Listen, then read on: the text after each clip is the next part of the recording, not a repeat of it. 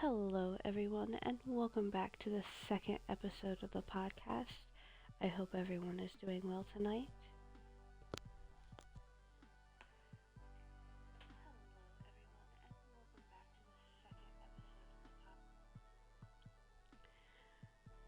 Gonna let the stream run for a couple more minutes before we get talking. I just wanted to say that I'm excited to finally be able to do episode number 2 of this podcast. I've been waiting to release this episode and get it up, and now I can finally do it. I do apologize for not releasing this last week like I had planned. I was in the process of moving and just had a lot going on, but now that I'm settled in, I can finally get back on schedule. For those of you who are new or aren't sure yet, podcasts will be released every Friday or Saturday. It just makes more sense to do in between those 2 days. And it'll probably be in the wee hours of the early morning because why not? It's the scariest times, the haunting hours. And that's just when I'm awake. I might be a night creature myself.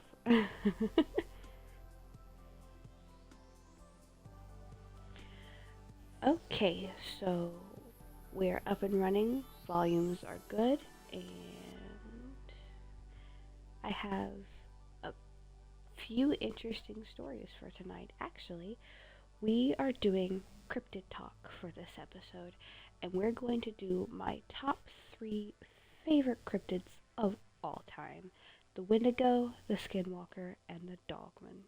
I have 3 Reddit stories, one for each, and I'm also going to be explaining what these creatures are and giving my personal opinions on them, as well as giving facts based off of folklore and origin stories relating to these creatures. I did do some research, but most of what I'm going to be talking about is my personal opinion on these things based off the several encounters and stories that I have read and or heard. Now, I personally haven't had any experiences, but I do have one story that I will be sharing at the end of this podcast that's definitely creepy, and you can leave your opinions on it in the stream chat or whenever it's posted up on YouTube. Tell me what you think. Is it a Wendigo? Was it a knotted deer? Or was it a skinwalker? But we'll save that for the end. So we're just going to jump right into this. Welcome to the Unknown Speaks official podcast, hosted by myself, Celestia. So to start off this podcast, we are going to be talking about the Wendigo. Now, the Wendigo is a very, very popular folklore legend for the Appalachia regions as well as many other areas. And, well, let's just start with the origin. The origin of the Wendigo is that it is derived from human greed, and by partaking in the worst form of human greed, cannibalism. Yeah, a little dark, I know, but it's said that when a person eats another human being, they are possessed by the spirit of the Wendigo, causing them to be constantly hungry and always wanting more and more and more and more. The Wendigo is a very terrifying thing in many legends and folklore from different regions of the Appalachia. It is described as a tall, deer-like creature spanning 8-9 feet tall, skinny, scrawny, looks like it's starving. I mean, it's all bone, there's meat and flesh hanging from it, and it's accompanied by the smell of rotting flesh. And that is usually the first sign that there's a Wendigo near you, is the smell of rot. Now, it is said that they can't see, so according to the origin story from how they were created, owls are their eyes, and owls will follow people through the dark forests as the Wendigo's eyes, allowing him to hunt and feast. Now, there are stories of people creating Wendigos out of pure curiosity, cryptid hunters going too far and actually making them real. It's said that they live deep in the Appalachian woods. People that are turning into Wendigos have very little humanity left, and they travel deep into these forests away from people in hopes that they won't harm anyone. But the Wendigos are always hungry, and they will always find people no matter what. They travel and they wander, but they blend in with the forest. Their faces are described as like skulls of a deer or a dog with long, sharp canines, blood dripping down them, flesh hanging from their antlers, their skin and their bones. They're horrible. Some people say that they have glowing eyes, while others say their eyes are nothing but empty hollow sockets. Maybe it's just how they present themselves to you or how people see them. But this first story is a man's encounter with the Wendigo. There are 2 parts, and I will be reading both parts. This is from the No Sleep subreddit by Foxiana123. A Wendigo is watching me. Recently, a few months ago, I moved into a new house in the mountains. It's almost always cold, and I'm surrounded by woods. But I like it, as it's easier to do my job in isolation with little distractions. I sell paintings and am paid in small monthly checks to write poems for a magazine that is both online and physical. The new surroundings have given me all sorts of inspiration for both writing and painting. The strange occurrence started about a week ago into me living here. More and more frequently, I'd find dead animals nearby. Not really gored or anything, just dead. Rabbits, birds, and the occasional fox. It freaked me out, but I just assumed a predator of sorts was showing off because they felt threatened by me. I decided to always carry around a gun and a taser just to be safe. I also decided to call an expert of the mountains and asked him to visit. When he came, he seemed worried. This man is a fairly old Native American who had lived on these mountains for his whole life, so this concerned me, knowing he just knew about everything on this mountain. He sat me down and told me the tale of a dark creature born of hunger and cold, a Wendigo. I was skeptical. This was a creature of fiction, at least I thought it was. He left with a stern warning to never stray too far from home without good reason, and never follow the voices of the forest, as it might be a Wendigo luring me into their feeding grounds. I spent the next few days watching the woods closely.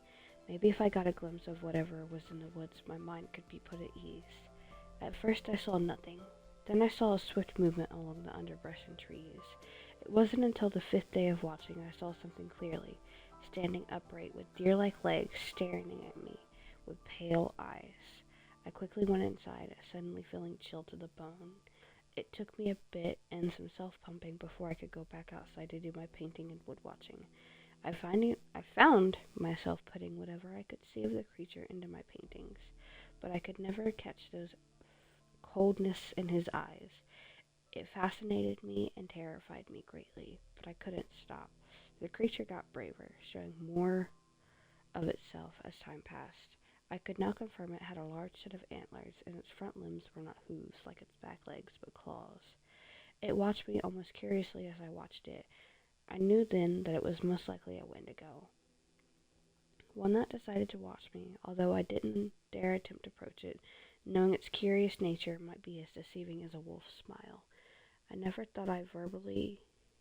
Although I never verbally called it this name, I subconsciously named it Branch. It seemed suiting. He started, or at least I think it was him, pushing over items on my porch like empty paint pots and small decorations. Going back to the tree line by the time I come outside, it didn't really bother me as nothing was damaged. Kind of reminded me of a cat, actually. I began speaking to it, not expecting a response. While I painted, I would just ramble out loud, knowing he was just in the trees. I didn't know if he would listen, but I think he did, as his ears would face towards me the whole time. those long, slightly disproportionate ears. One day, he appeared with scars, a few still bleeding. This concerned me, but I couldn't get close to him. He was an injured animal, and he would more than likely attack me if I got close. A few days they healed to pale pink marks on his skin. This happened a few times, but I learned to ignore it. This routine went on for a good while. I watched him. He watched me. We kept our distance. But that changed yesterday. He approached me, and I didn't notice till I saw his shadow. I looked up and saw shaggy black fur that smelled of rotting meat. I could see his cold, empty eyes so clearly now. They were genuinely curious, but hungry. I didn't move. It froze up. I didn't even shiver. After what seemed like an eternity, he turned and headed towards the woods, into the trees, and disappeared. I didn't dare move until he did. I went inside and called the man that warned me of them. He agreed to come pick me up when he can. I'm waiting for the man now. Branch is staring at me through the wood. Branch is staring at me through the window. Part 2 of this. Excuse me for the wait. I couldn't find much time to write after I posted. A few hours after the man pulled in front, which was unlucky for me, was where Branch was. I got the meat chop I had pulled out earlier and stepped outside. Branch was staring through the window when he turned to look at me. I made sure to look at his chest fur rather than his eyes, soulless, cold eyes. I threw the meat. He ignored it, didn't even twitch. I started to slowly move towards the man's truck, Branch's eyes tracking me as I moved off the porch. He started to follow me, his hooves making heavy footfall on the woods. His eyes never left me as I slowly made my way to the car. He slowly followed, staying 3 feet away, no more, no less. When I finally made it in, he was still staring, with those cold, empty eyes. The man slowly pulled out and started down the long mountain trail. He started muttering about how I shouldn't have let it get this far, as well as other colorful words and terms. Right now I'm at his cottage at the base of the mountain. I'm still shaken. I don't know if I want to risk going back. His wife is lovely and treats me well, as far as guests go, but I know I'll have to leave soon. The man explained that the Wendigo was well known on the mountain, known for only attacking young females, always leaving the head intact. Now, this is only semi-relevant as I am a man, but he can't explain why he's taken a sudden interest in me. Maybe he's contemplating eating me. In a few hours, he's taking me back. He's given me food, a gun, several rounds, and a blowtorch. I got home an hour ago. Branch wasn't there, but my porch looked like a tornado passed, and I think there's shit by the doorstep. I quickly went inside and locked the door. Locked the doors, the windows. I don't think he knows I'm back yet, and I frankly don't want him to. It's been a few hours and no sign of him. I don't want to go outside and tidy up my porch. I'm too scared. It's hard to swallow the sandwich I made because of the tension I'm feeling, but I have to eat. I think I'm going to take a nap after I've finished. He's here. He's staring into the windows and making distorted huffs and brays, occasionally stamping his hooves on the porch. He can't see me right now because I'm behind the couch. He sounds angry. He started banging his antlers on the glass. He's trying to fucking break it. It's starting to crack. The glass shattered. My heart is pounding. My ears are ringing. I can smell the rotten meat he reeks of. He crawled in through the window. I think he can smell me. He started knocking over random things, but I'm frozen. I can't bring myself to peek. I might try to make a run for it, or I'll have to wait it out. He just went down the hall. I'm gonna go out the front and run. I don't know how far I ran, but the sun went down by the time I stopped, and the temp was definitely below freezing. Luckily, I was already wearing a heavy coat, and I found a small overhang will rest. Hopefully, he doesn't find me. I woke up, but it's still dark out. It's only 12. I slept 3 hours. I'm shivering like crazy, but the overhang helps a little, blocking the wind. The forest seems still. Nothing is stirring. Not even the owls are hooting. I'm going back to sleep. Hopefully it's light when I wake up this time. I woke up an hour or so ago, started walking towards the base of the mountain. My limbs feel numb, but the movement has helped. The forest is still eerily quiet, and I keep finding bloody puddles of tufts and fur. I think Branch threw a massive tantrum. I need to find a house with people in it. Safety in numbers. I didn't bring the gun. I know, I'm stupid, but I just wanted away from him. I started running again, and I heard what sounded like hooves, and I swear I smelled rotting flesh again. If he catches me on his turf, honestly, I'm fair game to kill, even if I'm not his preferred food. I felt a field of corpses. Deer, bears, wolves, birds, rabbits, dead animals everywhere. I quickly went around it, holding my breath, trying not to puke. I guess that's why the forest was so quiet. He killed all the animals in a fit, like a violent child throwing a tantrum. A child that could easily rip out my throat and cave in my ribcage and skull. I'm seriously hoping he isn't following me. I can see houses. I think I found one of those retreats for monks or whatever who take vows of silence. I'm going to see if they can help me. So, good news. They happily let me into a living area where I could warm up and provided food and a warm drink. I think it was just milk. They contacted someone and wrote me a note saying that someone would be picking me up to take me off the mountain. A few decided to be curious, so I explained what happened. A few wrote me off, but others gave me scared, shocked looks. They've taken me to a bedroom and communicated that I can sleep until the person coming to get me actually gets here. When he does, I'm not going back. My things can stay there, ask him Branch. I'll find somewhere else to live, like an apartment, in a city with people. I was able to sleep a few hours before the guy came. I told him to take me to the nearest town. I'm outside a motel right now, slowly making calls and arrangements. I'm never going back to that place with that thing. Ever. So that is the first story of the Wendigo. I apologize if my narration is not that great. I'm still getting used to narrating and reading off things. So that was this person's experience with the Wendigo. And again, the person's name on Reddit is Foxiana123. So if you'd like to read it for yourself, it's on the r/no-sleep subreddit. So, as this person mentioned in the story, Wendigos, yes, are curious, but they are deadly beasts that are constantly hungry and only crave to kill and to eat. They kill anything and everything in their path, but it seems they only prefer to eat people more than anything. And again, they're described as deer-like. Imagine how creepy that is to see something that looks like a deer, but when you look closer at it, it stands up on its hind legs and it towers above you. It's huge. Now, personally, I believe the Wendigos could actually be a thing. And I say this because, deep breath here because I got a mouthful.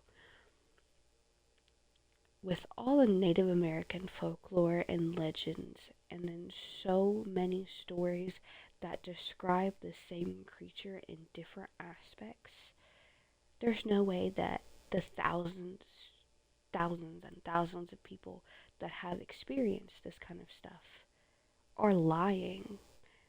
I mean, people could take bits and pieces from other stories and make their own, yes.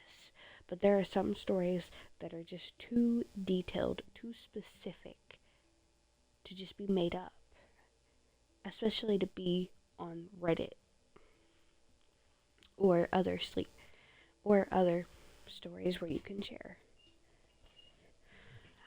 No, I've never personally encountered a Wendigo, and I don't think I ever will because I'm not in a Wendigo region, I guess, technically, even though I am surrounded by the woods. But the idea of coming across something like that is terrifying. And this is coming from someone who likes to camp and go into the woods. That is a horrifying thing to think of. That something could be stalking and watching your every movement, and you wouldn't even know it's there. You'd only smell it. And Wendigos are known to be very What's a good word for this? They like to mess with you. They will hunt and stalk you. They will make you aware of their presence. They will let you see them, but they'll let you live until they decide they're done messing with you. And this could go on for a few hours, a couple days, depending on where you are. But they will watch you, they will observe you, they mimic your voices, they try and lure you away from groups of people. They're tricksters, and they're very, very smart. They're not mindless animals. They can think. They strategize, they plan, they torture because it's amusing to them. But ultimately, their end goal is to kill you and eat you because they're monsters. They used to be people, but they committed the ultimate sin of cannibalizing another person. And so, to prevent your own encounters with Wendigos, I have listed a couple of tips and tricks for this. So, your first and most obvious thing, never camp or go anywhere alone. It is true, there are safety in numbers, and it makes it harder for the Wendigo to pick you guys out. So when you go camping, stay together, stay close, pack provisions, bring weapons, especially if you're going out to like a national park or anything. Number 2, one of the signs that a Wendigo is stalking or hunting you is owls. If you see an unusual amount of owls or are able to see an owl way too clearly, then there's a chance that there's a Wendigo in the area and he's hunting you. Because owls in some Native American legends are used as his eyes because he can't see. Number 3, greedy thoughts. When a Wendigo is present in the area, humans will start to be overcome with a sense of greed. They want and want more. You'll get thoughts of wanting to harm people, take things from them. You'll get thoughts of wanting to eat everything that you have in sight. You'll get thoughts of wanting to eat people because the hunger will become so overwhelming. You will start to be consumed by greed. That is one way Wendigos try to make more Wendigos, or to weaken you and make you vulnerable. Number 4, the smell of rotting flesh. A big indicator that Wendigos are in the area is the scent, the smell of just putrid, rotting flesh. If it's strong and it doesn't matter how far away you move and you can smell it, there's a chance a Wendigo is following you. And they can be hard to see, especially if they don't want to be seen, because they're able to blend in with the trees, because of their design, their build, how they're, I don't know how to describe it, but they're able to blend in, and if they don't want to be seen, they won't be seen. The only time you see a Wendigo is if they want you to see them. That's all I have for that cryptid. We're going to move on to the next one. We're moving on to a skinwalker. Now, a skinwalker is not necessarily a cryptid. In fact, it's actually from Navajo folklore and legends. I think I pronounced it correctly. I think it's Navajo. And those are more bordering along the lines of Mexico. Like Skinwalker Ranch, and I'm sure people have heard of that, especially if you're a big cryptid fan. Now, skinwalkers are said to be witches from tribes that have committed the ultimate sins against humanity and therefore lose their right to be human. And these are witches that have practiced in black magic and just pure evil. Skinwalkers are nothing but pure evil with malice intentions. They're said to be witches or people that have the ability.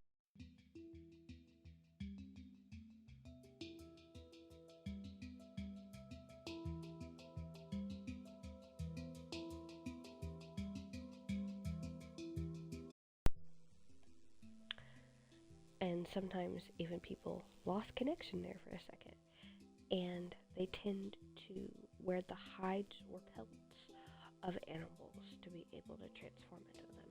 Now, it is not like one type of person that could be a skinwalker. It could be a child, a man, a woman, but in most cases, it's usually a woman who has no children, who has lost her children, is a widow, or just something bad has happened to her, causing her to lose her humanity. So this story is from the r/skinwalker subreddit, written by Valexi, and that is Valexei.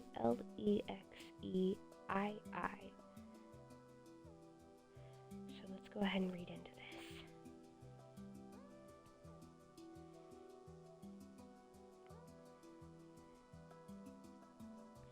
Me and my friend, we'll call her Elle since I'm not too sure she's okay with me sharing this. We're at my house because she had spent the night for the past 2 nights. The date was December 25th, 2022, and she got a text from her mom saying her aunt who owned some land near where I lived had cabins and a wedding hall there was having a family get-together for Christmas and asked if we wanted to go.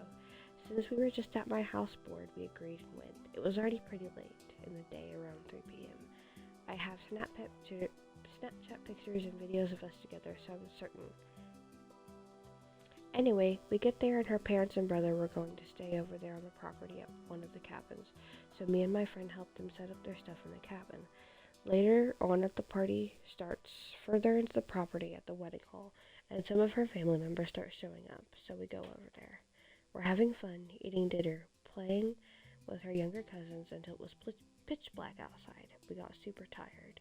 We let her parents know, and they told us that they weren't ready to go, but if we wanted, we could walk back to the cabin. Her brother stayed in since he didn't feel like going to the party.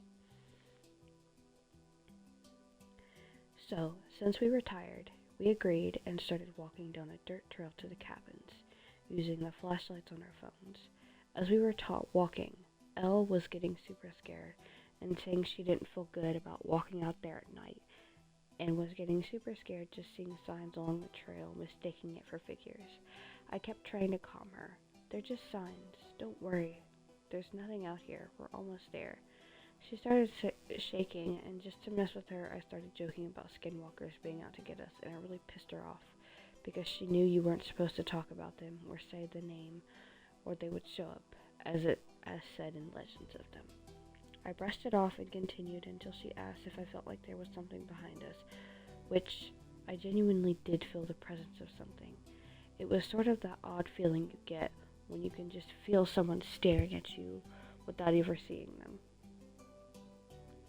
I turned around and shined my flashlight all around us, making sure to check really far back. Nothing. She started freaking out even more when I said there was nothing, and I joked that if something chased us, she better grab my hand instead of running away without me. She promised she would, and after a few seconds of silence, she really quickly asked if I heard another set of footsteps behind us, and I did, which really freaked me out, but I didn't want to be the one to ask first because I didn't want to scare her more than I thought I already had. And I thought I was just being paranoid. I told her yes while I spun around with my flashlight really fast to see if something was following us. Some animal or one of her cousins trying to scare us or something. Again, nothing. I could still hear the extra set of footsteps right behind us, even while I was looking back to check. I got chills, and Elle took my hand and started running as fast as she could towards the cabin. As we were running, I heard the other set of footsteps we had previously heard start running after us as well. Without turning back, we made it to the cabin and threw open the door, slammed it, and locked it shut. Her brother was laying in one of the beds with his phone and sat up immediately screaming, "What's wrong? What happened?" We explained everything that happened out of breath, and he looked like he was in shock, but like he knew what was happening. He looked Elle dead in the eyes. He looked Elle dead in the face with wide teary eyes and said she had prayed to God and say his name. She started sobbing and screaming, crying very loud. She couldn't say it until she finally screamed out, Jesus, and continued to cry. Her brother said from now on she needed to go to church and pray and ask what she thought it was chasing us. She said she didn't know, and her brother decided to open the door and check, while begging for him to keep it closed. He opened the door slowly and screamed, "Holy shit!" Demanding to know what we saw, he started shaking. His words exactly were, "I saw something like a disfigured dog on all fours with these glowing red eyes." We all started freaking out, knowing that that's a description of a skinwalker would have. We huddled up on the bed, shaking. We continued talking, fearing whatever was outside. And as we talked, the smell of the heater on the opposite wall went off and on repetitively, and freaked us out. Elle's brother got up really quick to check it and said it wasn't doing that before. He went to the small bathroom in front and got in front of the heater to get Elle some toilet paper for her stuffy nose and runny makeup. As soon as he entered, he stopped, smiled while pointing out the light switch by the door. Elle asked what's wrong, and he said, "The light switch that turns on by the vent in the bathroom just turned itself off. I swear to you, I didn't do it. I just walked in. You saw me. You have to switch it up and down twice for it to work, and I didn't even touch it. It was on when you two came into the cabin. You could hear it.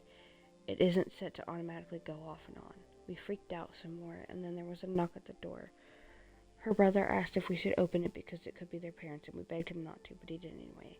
It was Elle's sister's husband. He asked why we were so scared, and we told him everything. He told us to go to church and never say the word skinwalker again.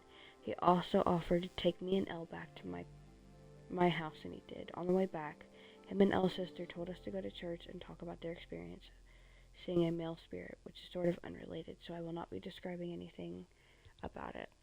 We got out of the car and went to my room, still shaking with fear, and told my mom everything.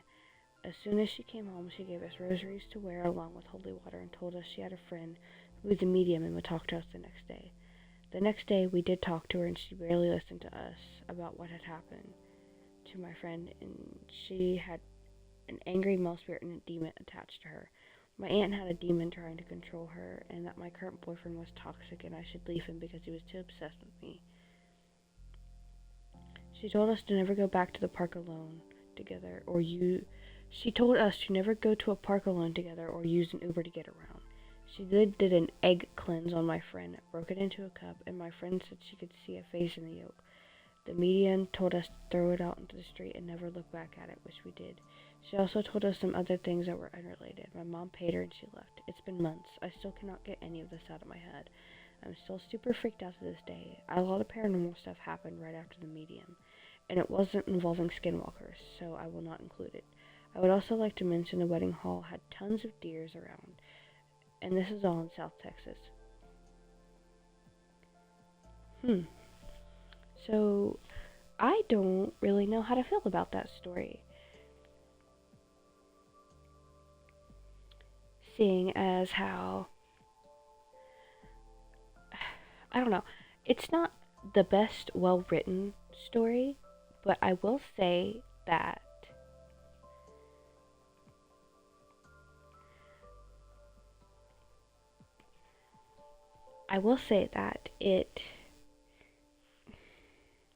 I don't think it was a Wendigo. I feel like it could have been a crawler.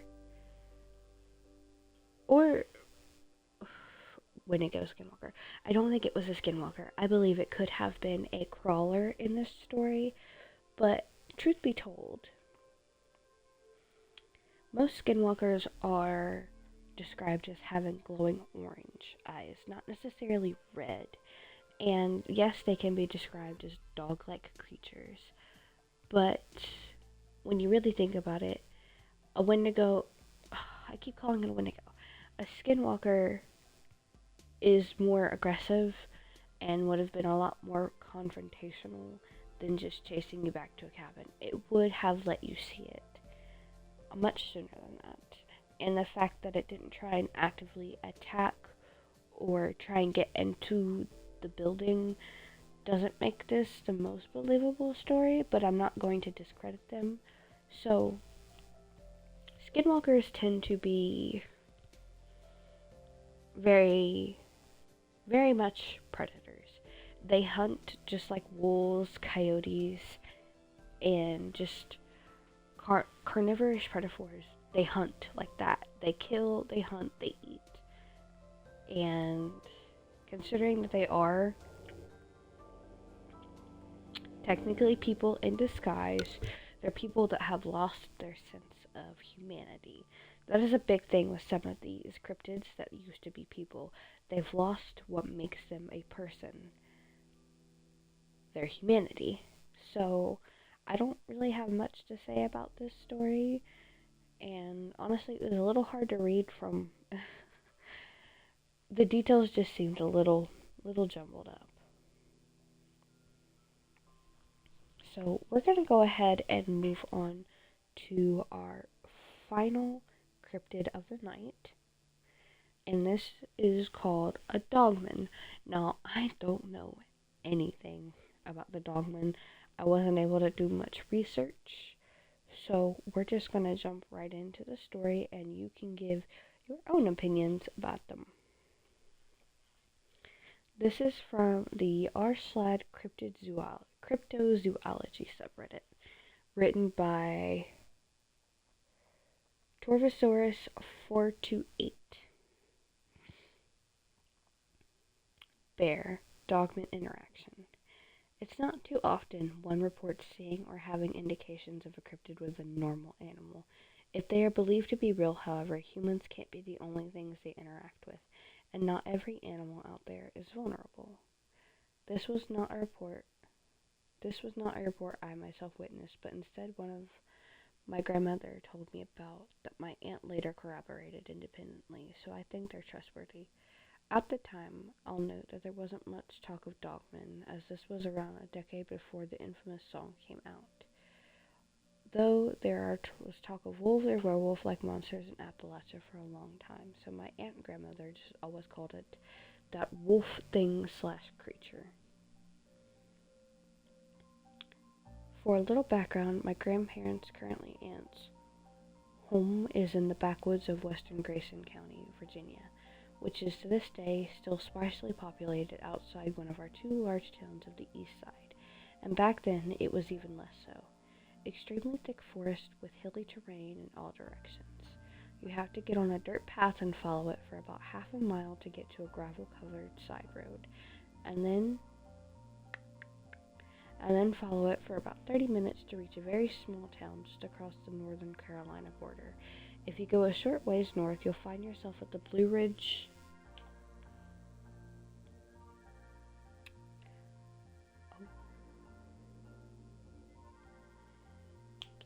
Mountains.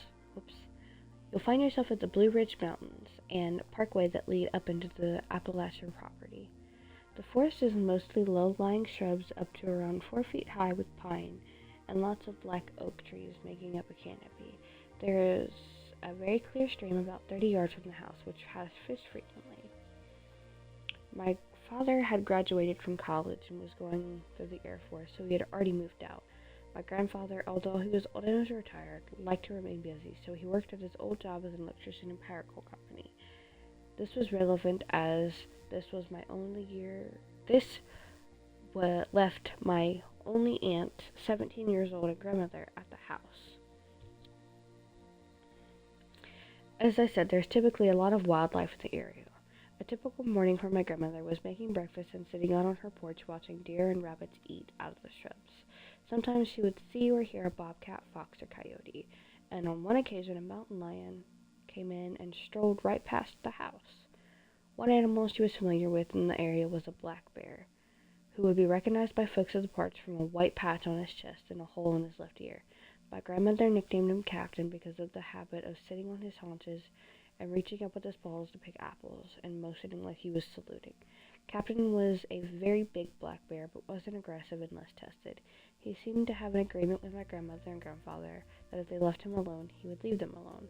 He would just stroll by the house every now and then to have some blackberries in the bushes and apples that had fallen down, which means he came by the house's yard often, but he was too big to climb the trees.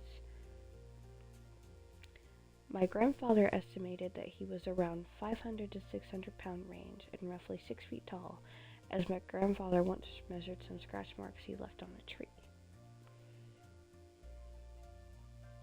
During the week, my grandmother noticed a fairly sharp decline in animals nearby. It was the latter part of the summer and a wet season, so most of the plants were full bloom and the leaves were at their tenderness. Yet she couldn't see hide nor hair of any rabbit or deer coming to graze. A coyote she had heard yapping every night for the past few months seemed to vanish. A few neighbors who stopped by told her something had taken their dog in their chicken coop and smashed it into. Had been smashed into. They assumed the mountain lion that lurked had done it, but it seemed that something far larger to take down a farm dog had done it.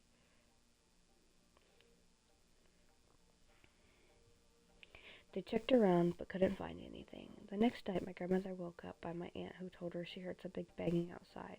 She checked around in the morning after and found one of the deer butchered with a bloody spear on the wall. Judging by the way the gravel was disturbed, the deer had been walking by the house and something ambushed it, and in a struggle it got smacked against the wall. My grandmother has grown up in the woods, was familiar with predator kill methods. Mountain lions tend to jump on the back and rip their claws across the flanks to hold as they bite the neck. Black bears will usually break the neck or the back with their paws while biting the head. In rare occasions, coyotes attack deer. They usually do it by biting down on the inside of the leg and twisting and ripping the muscle and arteries. This kill clearly had the throat ripped out, but there weren't any claw marks to be found, and the bite looked narrower than what a cougar could do.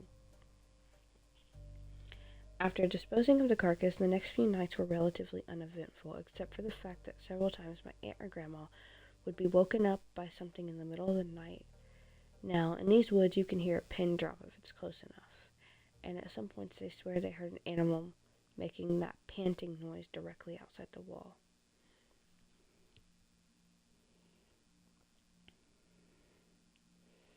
One day, my grandmother was picking some berries when she noticed what looked like dog tracks at a very large hound going through a mud flat bordering the stream. Thinking it might be the missing farm dog who just maybe ran away, she followed the tracks until she heard something loudly growling at her from across the stream. She looked up to see a particularly obscured face of what looked like a large, bulky, brown-colored coyote wolf standing in the thicket. She quickly began to back away, glancing back only to check her footing on the slope that led down the stream. When she looked back, she saw very distinctly a canine face in much greater detail, because the animal had moved out from under the cover. But instead of stepping out of the leaves like she thought it did at first, she noticed that it was standing up on its hind legs and peering over the shrubs. Now she has seen canines stand upright before. Dogs do it. Foxes can do it. Coyotes can sometimes do it. It was a size that took her off guard. She had been to that exact same thicket of shrubs just the other day, and her head just barely reached the top, and my grandmother was around 5'3". This thing had its head pitched clear above the shrubs with a little bit of extra visible, and usually when a creature is making no attempt to hide, it usually is because it's trying to intimidate someone. My grandmother managed to back away down the hill without turning around. When she started to get out of sight of the creature, it stepped out of the thickets on its hind leg. It strolled forward in a very uncanny way she had trouble describing, but she insisted it never went back down on all fours. Needless to say, she ran back to the house in a back-pedal sprint. The canine creature was seen a few more times across the week by my grandmother and the neighbors, usually on or near my family's property. My aunt finally saw it when she saw a pair of fuzzy ears outside of her windows. Now, she isn't usually startled right off the bat, as Captain has come by her window a few times before, and she's gradually lost some fear of the big bear over the years. But in this case, his ears just barely reached the edge of the windowsill, where you could clearly see the top of the owner's head. She quickly realized it wasn't a bear because of the pointed-shaped brown coloring and the fact that it had two fully intact ears. They also started to detect a very pungent smell on the door. It all came to a head on Wednesday, when they heard howling in the distance growing closer. My grandma flicked on the porch light and glimpsed the canine animal quickly sprinting across the lawn on its hind legs again. Her sighting confirmed how big it was. She'd seen timber wolves at the zoo up to 150 pounds, and she was certain this was a bit more than twice that size. For several hours of the night, they could hear it roaming around the property, pressing against the door like it was trying to find a way in. They caught glimpses at several points, eyes shine of bright yellow, peering in through the windows, as well as broad, long-fingered paws being pushed up against the glass briefly. This was the day and age before cell phones and 24-hour police service in rural areas, so no one had the means of immediately calling the police. Instead, my grandmother had to wait arduous minutes on a dial line with connection difficulty trying to contact a police station 2 towns over. She was distracted by my aunt screaming, running into the bedroom to get one of the guns. She had been sitting in the living room when she felt clicking against the glass and saw that wolf thing pressing its face and bare teeth against the surface with its claws fully outstretched. Both of them trying to get their rifles or shotguns out. It was becoming increasingly clear the creature was trying to get into the house and knew they were there. Then they heard it panting through the door before there was a very loud sound of heavy footsteps and then a loud thump with the flash of fur on the edge of the window. They immediately ran into the innermost room, the pantry locker, and stayed there with their guns. Now, it's not like in the movies where creatures roar, snarl, and hiss constantly no matter what they're doing, but they did hear commotion outside. My aunt and grandmother hadn't the faintest idea what was going on and didn't investigate until the morning after. But they could tell something was antagonizing something, as occasionally grunts, barks, and rumbles and audio were audible through the blackness for a minute and gradually moved off. They found no bodies, but there had clearly been a ferocious altercation. The ground was ripped up in multiple spots where the wall had dented in, and there were some oxidized blood traces on the grass and dirt. My grandma also found a trail where something had charged through the shrubs, recovered several more vague dog prints as well as wider tracks moving in the same direction. The animals all seemed to come back by the end of the week, and the house stopped. Several days later, my grandmother saw Captain again, marking his territory by rubbing his back against a tree in their yard and scratching the bark. He had several cuts across his muzzle, was missing patches of fur, and had some healed bite wounds on his arm. The hole in his ear had been torn open to the point he was missing half the ear flap, but other than that and a slight limp, he was fine. My aunt joked that he looked rather proud of himself. When he was told about the urine-like smell on the doorstep when the wolf-like creature running amok, my grandfather speculated it was trying to claim the territory. Usually black bears are relatively docile, but evidently Captain took issue with the newcomer imposing on his space and became aggressive. So what my grandmother and aunt heard that one night was the bear charging while it was distracted and engaging the intruder. While the wolf-looking creature was taller, it seemed skinnier and less massive, and apparently in confrontation and fray to splits that likely followed, sheer bulk won out. Apparently it decided it wasn't worth claiming that spot if it was meant to have to square off with a 1/4 ton of claws and teeth. Captain had run the intruder off to protect his territory and coincidentally helped my family. As a thank you, and so he could recover his strength quicker, my grandmother trimmed down the apple trees to all the fruit and let the bear enjoy himself without feeding him directly.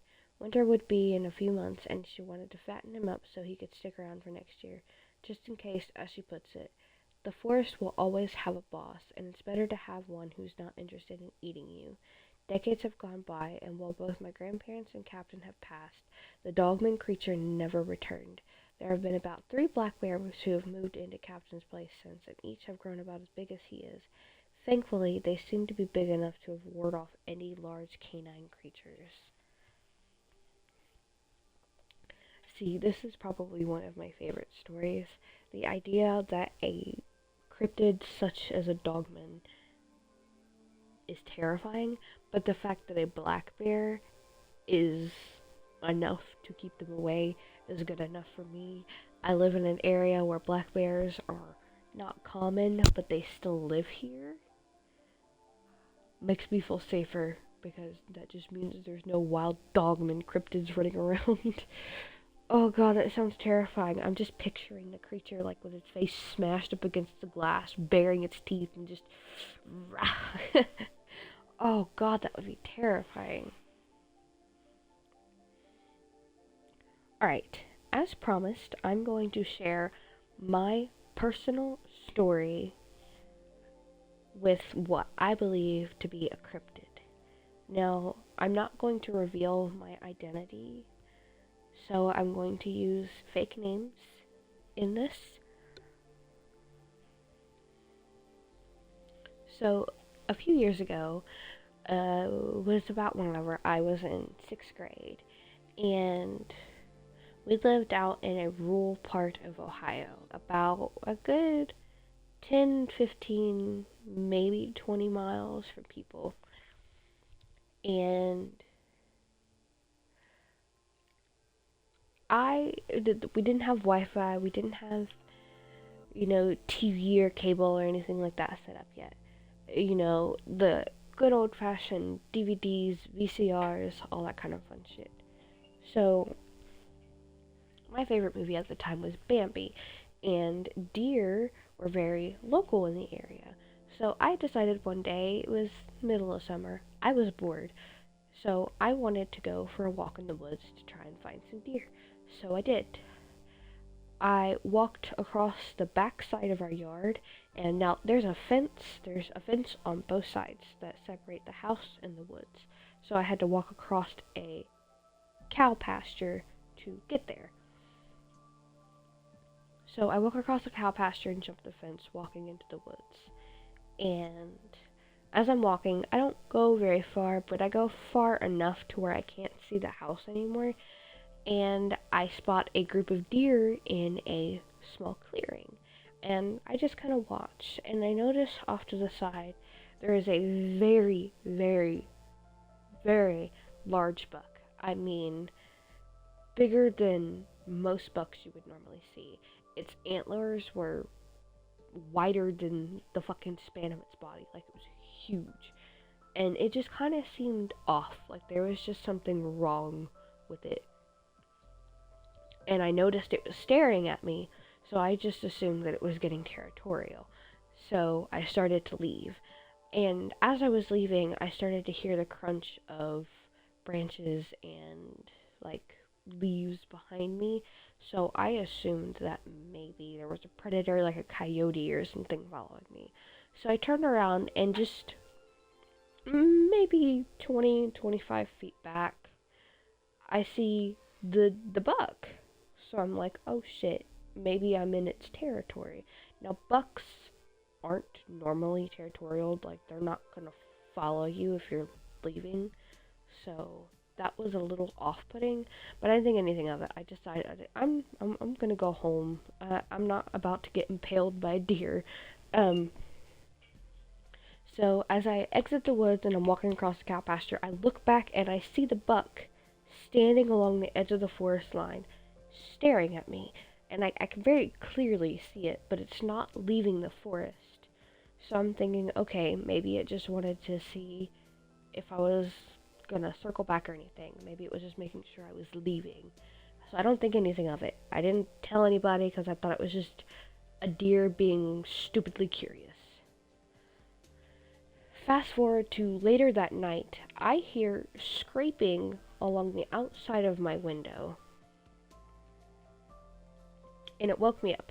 Now, the way my window is built is I have my bed pushed up against the wall, and there's a small window. It's not very big, but it was big enough for me to slip in and out of.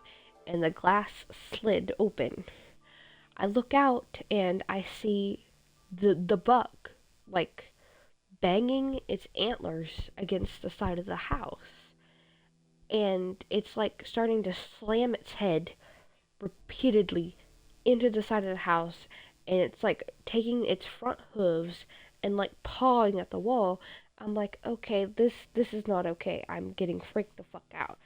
And then it shoots itself back up forward and stands on its hind legs, smashing its head into the window. I start screaming at this point, which wakes up my stepdad. We'll call him Joe.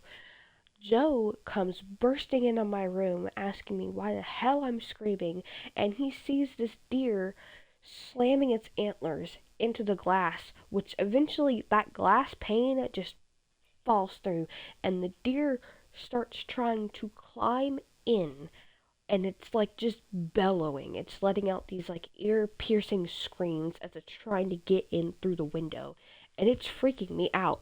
I'm crying. I've done pissed myself. I'm in 6th grade when this is happening. So I'm thinking this is some fucking rabid deer. Like, just feral. Like, I don't know what is going on. And it's trying to climb in through the window. Joe runs to get his shotgun and bursts back in through my room and starts firing off rounds at this fucking insane deer that's trying to climb in through the window. It takes a shot to the neck, the head, and its side before it decides it's had enough and just takes off back into the forest.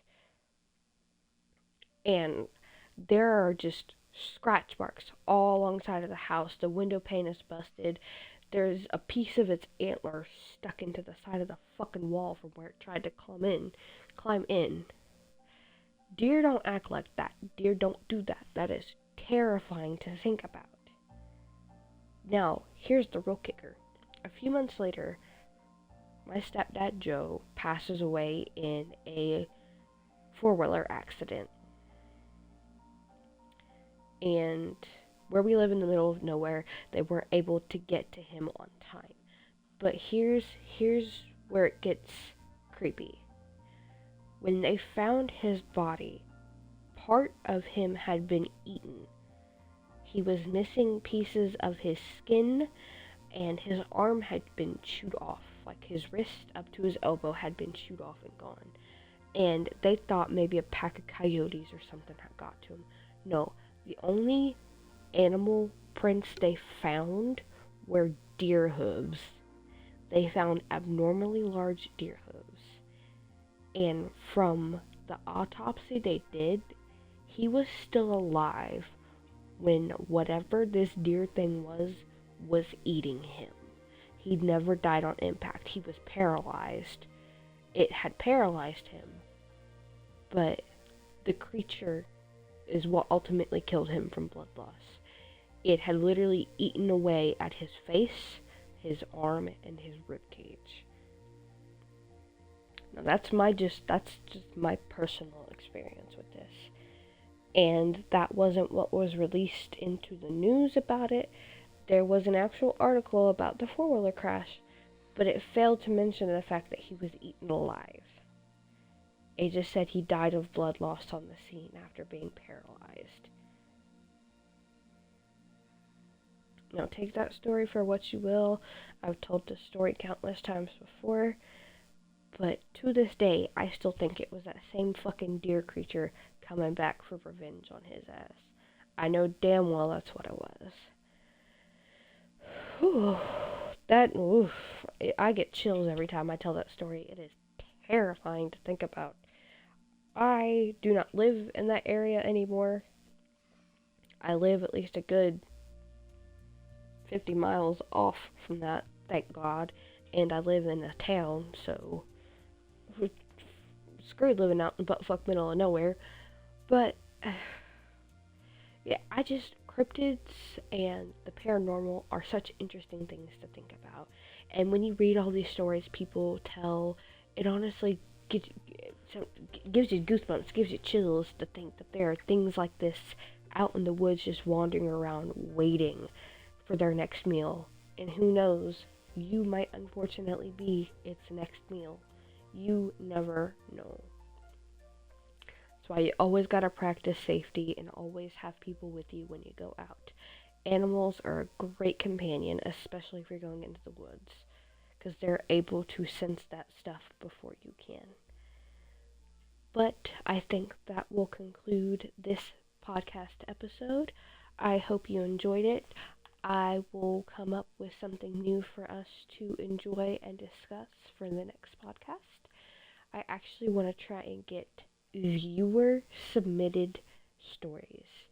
And I want to do some interviews with people that I know personally about their experience with ghosts, demons, and the paranormal, because that is our next topic. I want to thank you again for joining me into the unknown, and I hope you have a great weekend and enjoy your spooky nights. Bye-bye.